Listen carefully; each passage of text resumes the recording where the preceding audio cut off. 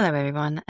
It's Janine from Code. I am a somatic trauma coach and narcissistic abuse specialist. Today, I want to talk about narcissism, but not in the usual doom and gloom, all narcs are demons kind of way. No, today we're going to go for a bit of clarity. Okay, because if you've ever met a narcissist, you know it's either laugh or cry, sometimes both, usually both. Let's get into it. So narcissism is basically grandiose or bust. People think narcissism is confidence, but it's not. It's like panic wearing sunglasses. A narcissist has exactly two emotional settings. One is grandiose. I'm a gift to the world. You're welcome. Two is shame, collapse. I am a worm, a useless worm, but also it's your fault. And there's nothing in between. There's no emotional middle ground. There's no gentle, I'm having an off day. Just big or empty. Yeah, and it's difficult to kind of grasp what that's like for a person, I guess.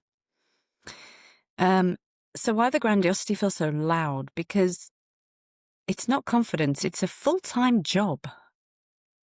Some narcissists peacock in obvious ways, and others hide it behind intellect. You know, I've read 3 articles, I'm basically an expert. And the entitlement, it's next level. Not I deserve this. It's the universe itself should rearrange to meet my needs. That kind of level of entitlement. And we, the empaths, we feel it in the body instantly. Because when they don't care about us, our nervous system goes, danger? Is that you? I haven't seen you since childhood. Welcome back. And a narcissist can handle many things that we can't. So lying, rewriting history, talking about themselves for 4 hours straight, pretending they invented empathy. But what they cannot handle is being criticized, even slightly, even gently, even accidentally. You can say, I think you printed the wrong page. And they hear, you are a cosmic failure. And then boom, out comes that metaphorical baseball bat. Below the belt comments, silent treatment, rage, victim monologues, worthy of an Oscar, really. All because you said paragraph 3 doesn't make sense. And now for the part that matters, why they behave this way. It's not because they enjoy being cruel, even though the cruelty is real. It's because the alternative is unbearable. A narcissist cannot tolerate the smallest drop of shame. Not a sprinkle. Because shame feels like psychic death to them. So what do? They build these elaborate, delusional self-stories, sometimes 50 times a day, to stay away from their own emotional truth. And honestly, that's sad. Deeply sad. Because, you know, while we're over here crying at Christmas adverts and getting emotional over puppies, sunsets, and good music, they can't feel any of that.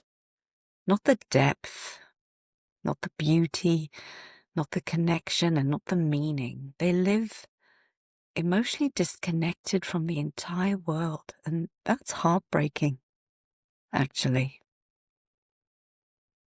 So, you know, now having compassion does not mean letting them back into your life. It doesn't mean maybe this time they'll change, maybe if I explain it properly. Tried that. Maybe if I heal them. No, you cannot heal a narcissist. You cannot logic a narcissist. You cannot outkind a narcissist. You can only overheat your nervous system trying. So compassion? Yes. Contact? No, absolutely not.